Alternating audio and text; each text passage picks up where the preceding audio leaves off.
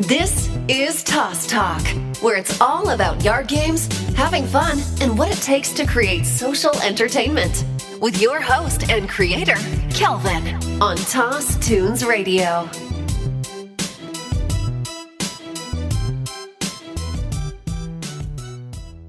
Hey, what is up? And welcome back to another episode of Toss Talk. And today we are playing Bomba. Yes, this game is not an official baseball game, but it takes a new take on baseball. And I'm considering it being the new wiffle ball. This game needs to be added to your backyard gaming experience. As always, links are in the show notes. Go to the website, check out the Instagram, do your research. But as soon as you see a couple of videos, you're going to be like, oh my God, I need to play this game. So I have the owner, Brett, on the line. So let's get into this chat. Hey. Hey, Brett, what's going on? Nothing much. How about you? I'm good, man. Good to finally be chatting with you. Yeah. Thanks for having me. Of course. Yeah, let's get into this a little bit. I'm very excited to actually be chatting with you about your game because there's not really that many like baseball style games out there. So when I came across your game, I was like, oh, this is dope. But where are you from and how'd you get everything started? Let's get into it. Yeah, so I'm from Seattle, and kind of how we got things going is in 2017 I went to Mexico, and there I decided to create Bomba. I was in a place called Mérida, and it's right outside of Cancun. Okay. And and so it was there where I learned a game that was kind of similar to Bomba, the game that I created, but it was invented by the ancient Mayan people, and so it has similar mechanics as my game does, but that gave me the inspiration to create Bomba, my game. And when I got back from Mexico, I was there for about 2 years. And when I got back from there, I decided to try to bring it to the U.S. and kind of put my own spin on things. So yeah, that is actually really cool. That's like an entrepreneurial brain working right there. I see a lot of other, businesses that are in other locations, and yeah, that's a true like insight just to see it and bring it somewhere else where it's not. Because I mean, it's nice to spread games like that. So that's a good insight you got right there. Yeah, for sure. So when did this all start? Like, and who's all in the business with you? Yeah, so I went to Mexico in 2017, as I said that, but I didn't Okay. actually learn the game until 2018. Okay. And then I got back to the U.S. and started going to college in 2019, 2020-ish, and that's when I started the game. I had the idea, and my dad kind of helped me get started with kind of finances and stuff. So it's been kind of him and me working together to do some prototypes with the sets that we're making, and kind of refining the rules and stuff, because we did change a couple of things from the game that I learned from Mexico. But right now it's kind of just me working on the marketing, the production of the sets and everything. Okay, nice. Little one-man band happening. Yeah. Is there any significance with the name that you picked? Yeah, so the game I learned in Mexico, it's called Bomba. Oh, And okay. that's where I kind of decided my name, because the second word is Bomba, and that's how you kind of pronounce it in English. And so I decided to just take that and use that as my name. Nice. I like it. Got a good meaning, and it sounds good. I like it. I mean, I feel like that can be some good brand recognition for you. So it's a good choice. Yeah, for sure. So looking at the game now that it's pretty much like the finished product, like what version are you on from like the original concept that you had? Yeah, so for the set itself, I probably went through 4 or 5 different prototypes where I finally landed on the one that I actually like, and I think works best for the game. As for the rules, we're probably on 3 or 4 different Okay. revisions. I had a bunch of buddies come over every time I would make a revision, and we'd replay the game, and we talk about what we liked, what we didn't like, what we wanted to change, what can make it better. And by that, we have the final product now, which was basically the fourth revision on the rules and the prototype, or on the set itself. That's cool. Did you have fun doing all the revisions? I know sometimes it could be a little bit of a daunting task, but you're creating a game, so you should be having fun doing it. Yeah, it was definitely fun, definitely different. I'm going to school for marketing, and so it's definitely not up my alley to do all these revisions and stuff, but it was fun to kind of figure things out and solve some problems. Very cool. I haven't got the game in front of me or seen it or touched it, but what exactly is it like made of? Is it wood or plastic or? Yeah, so we make the set out of wood. We have a plastic piece that sits right on the launcher, so it rotates. But basically, the entire thing's made out of wood, and then we got these plastic balls that we use and 6 cones, and then a wood bat as well. That's about 1 foot long. So Very cool. My follow-up question. So how do you play the game? yeah, great question. So you have the ball launcher, so it's basically a mini catapult, if you want to envision that, and it sits right in front of you. And you have 3 cones at a diagonal angle from the launcher, so it's kind of like the baseball diamond, but the cones make up that. And the furthest cone is 50 feet from the launcher, the middle one is 35 feet, and the first one is 20 feet. And a ball rests right on the ball launcher that's sitting right in front of you, and with your foot, you stomp down on it, which launches the ball up, and then you hit that with a bat. So it's very similar to baseball, but the biggest twist is you pitch the ball to yourself, which makes it easier and more engaging for all ages. When you hit the ball, you run to a cone on either side, it doesn't matter, and you're trying to get back to the launcher. You're trying to touch a cone and get back to the launcher before the defense can get the ball back to the launcher. So it's kind of a race. Oh, okay. And do you have to touch all 3 or just any cone? Yeah, so great question. So you only touch one, but the further you go out, the more points you score. So if you touch the cone that's 50 feet away, you're going to score 30 points. But if you only go to the first cone, then that's only 10 points. I get it. Yeah, that's what I was envisioning. And are you playing just like individually against everybody else in their score, or are you doing it as a team? Yeah, good question. So it's always team, because you can go 2v2, 3v3, or 4v4. Once you get up to 5v5, it's difficult. It can still be done, but it's less engaging than what we want. But you always play on a team, because on the defense, if you catch the ball, if you pick up the ball, you're not allowed to move with the ball. So you need to pass it to your teammates in order to get the ball back to the launcher in the quickest and most efficient way. Okay. And just a little bit more, like, how are you actually getting the person out, or like switching sides? Yeah, so just like baseball, if you catch the ball, you get an out. But in actually this game, you get 2 outs if you catch the ball. And then if the ball rolls on the ground and you pick it up, if you throw it to your teammates and end up throwing the ball and it hits the launcher before the runner is able to touch a cone and get back to the launcher, then it's an out. So I get it. Nice. Yeah, kind of similar to baseball, 3 outs and you switch sides. Another different rule is you get 2 strikes and you're out. So because you're pitching to yourself, you get less strikes, I guess. Yeah, I hear you. And what score are you playing to? Yeah, play to 100. And then the other team always gets a chance to try to beat your score or match that score. Nice. And what were the scores of the other cone? You said the first one was 30. What are the other ones count as? Yeah, so the third cone is 30. If you go to the first one, it's 30 points. If you go to the second one, it's 20 points, and the first cone is 10 points. And so the game can go super quick. It can be a 5-minute game if one team is just really good. It can also last for 20, 25 minutes if there's a lot of defense in play. I like it, man. I like it. I love, like, a yard game version of like an actual like sport.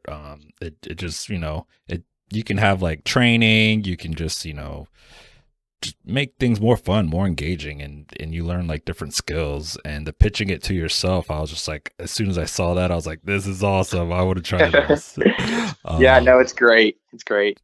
That's good. So good job. Good job on that, man. All right, guys. I hope you're enjoying the show so far. We'll be right back after this short break. All right. So welcome back. Let's get back into this chat. So where are you getting the games manufactured? Or are you still like building them yourself? Yeah, good question. Yeah, we're still making them ourselves. I have all the machinery in my garage right now, and I make all the bats. I make all the sets together. We buy all the wood and the plastic pieces, and they get shipped to our house, and then I make them. I paint them. I make sure they're looking good, and quality control is there because I look at every set that we ship out, and so make sure that all of them look great. Nice, man. And I know that could be tough. I mean, I'm an entrepreneur myself and I like to do a lot of things myself, but actually creating something and getting it out there. Are you getting like really good feedback on the product? Yeah, we're getting a ton of good feedback. Our mission is to unite friends and family, so we're really focused on the friends and family aspect, and families love it because it's engaging, it's durable. They love how the set looks, and it's just a great set to get. That's good. Yeah, I'm also like one of a big fan of like wooden games because I feel, I mean, not only can you like recycle it, but at the same fact, it just looks a little like, I don't know, just looks a little better to me when you have like a nice wooden yard game. Yeah, for sure. So when people see your game like for the first time or you're introducing it to people, what are some like common misconceptions that they'll say about it or think about it before they actually play? Yeah, I think the number one misconception that people have is that the game is baseball or super similar to baseball. I myself, Yeah. I'm not a big fan of playing baseball just because it's not as engaging as other sports. I hear you. I definitely played it as like a kid. I played 6, 7 years of little league baseball, but this game is way more engaging and way more fun for friends and family, and I love it. And I'd say the biggest misconception is that that um, the people that only or the people that play it are only people that love baseball, which isn't necessarily true. Yeah, I mean that is not true because just by looking at it and seeing like some of your videos, I can already tell that it's definitely a different game, different than like wiffle ball too. Yeah, That I could be more engaging and how you can have like a 2-on-2, so you don't need like a ton of people out there to play. And yeah, it's just something different, and this definitely could be like taking over, the new wiffle ball type deal. So I yeah, like it. totally. So you said you're into marketing also. What's your current marketing strategy right now? Are you kind of trying to ramp it up, leave it down, or are you just trying to see how customers engage with it? Yeah, we so our current marketing strategy, we're definitely utilizing email marketing. We're trying to create our email list bigger. We're also on a lot of social media platforms. So we're on Instagram, Facebook, and Pinterest, YouTube, LinkedIn. Yep. And we're running ads on those. And what we really want to start trying is partnering with companies, and kind of we help them, they help us to grow our companies. This last week, we just partnered with Rollers. I think you might have interviewed them a couple Yeah. months ago or weeks ago. I can't remember Uh-huh. how long ago, but yeah, we partnered with them and did a free giveaway. We do free giveaways every month to help keep our followers engaged and people wanting to come back. Yeah, I Matt with Rollers, we do a lot of business together, so he's definitely a good one to partner with, and he's been in the yard game industry for a long time, so yeah, he's probably reached out to more people than I have. Yeah, he's great. Yeah. Well, that's good, man. I love this game, and I will definitely be promoting it a lot.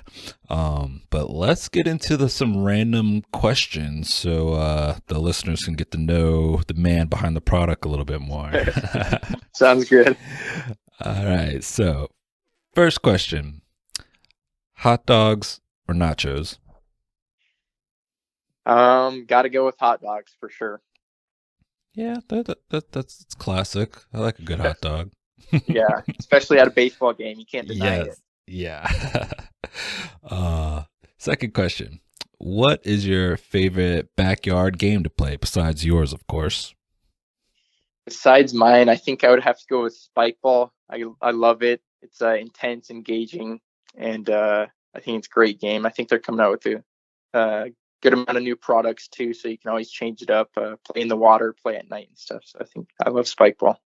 Yeah, spike ball is good, and for me, like seeing games come up, and especially a company like that where you kind of think that they're just like a one product company and kind of see them expand is actually a good like model for everybody else to kind of follow. So yeah, I Yeah. love some spike ball. Question number 3: If you had to get rid of a yard game or sport, what would it be? Ooh, that's a tough one. I think I'd probably I know there's like giant Yahtzee out there. I think it's a fun game. I think the only negative is I can't really control the outcome because there's like not a lot of skill. You're just rolling dice. So I might get rid of that. But in all reality, I love all yard games and sports out there. Yeah, I hear you. Yeah, I actually haven't played like the giant dice game, like actually like the way the rules intend. Yeah. I ended up playing like some other random dice games with big dice. That's hilarious. um, well, question number 4 is a baseball question, but I'm gonna switch it up for you.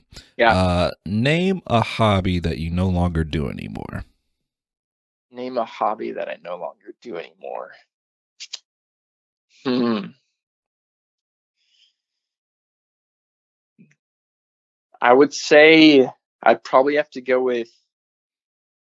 I mean, I guess if you qualify sports as hobbies, I'd probably go with um, bowling. Bowling. I used to go bowling pretty frequently. I was pretty into that during Nice. my high school years, and I ended up bowling like a 211 once, and that's the highest I ever got. So I Ah, don't think I could ever go nice. back to bowling because I don't think I'll be able to beat that score. Oh man, I love some bowling too. I have my own bowling ball and bowling shoes, but I actually do need to go bowling some more. I don't do it anymore. Yeah, no, I love bowling.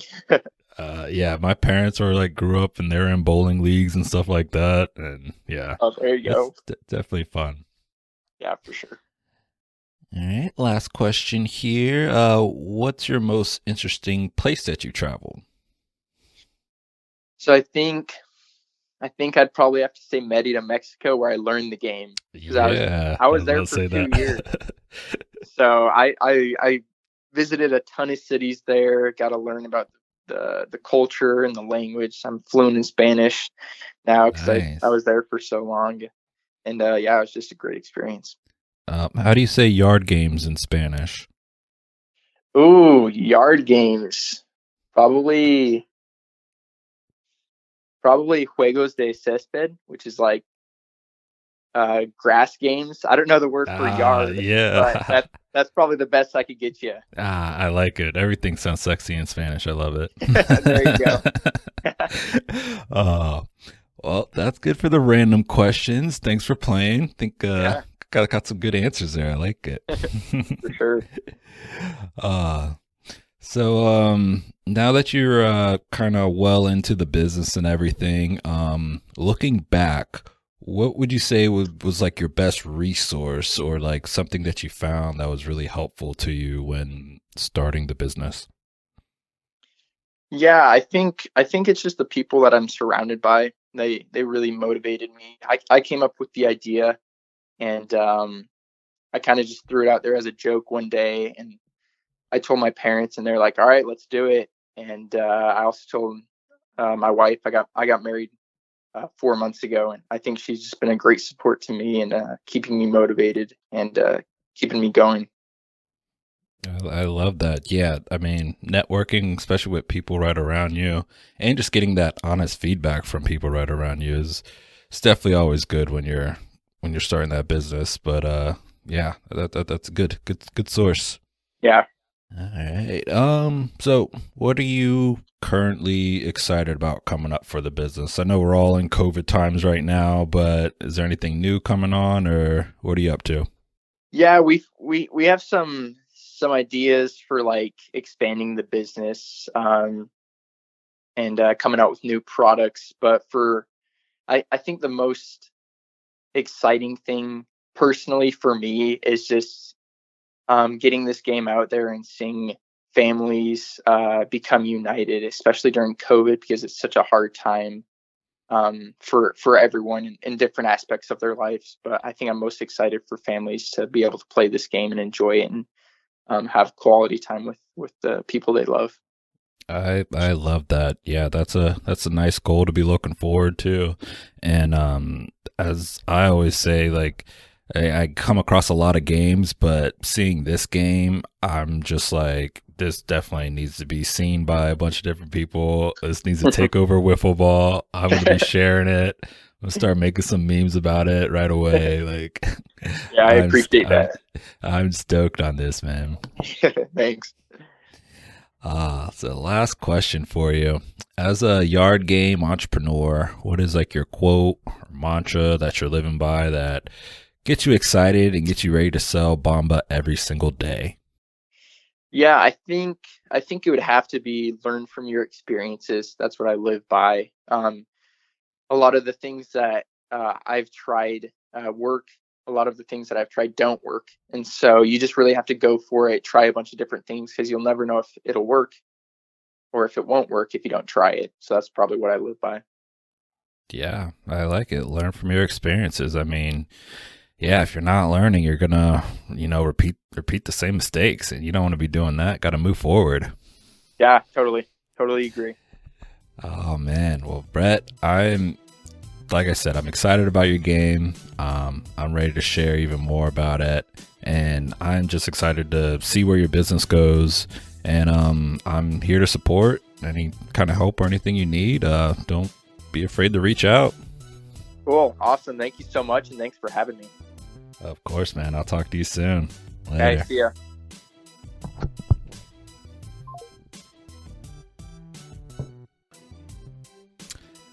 That was Brett, owner and operator of the game Bomba.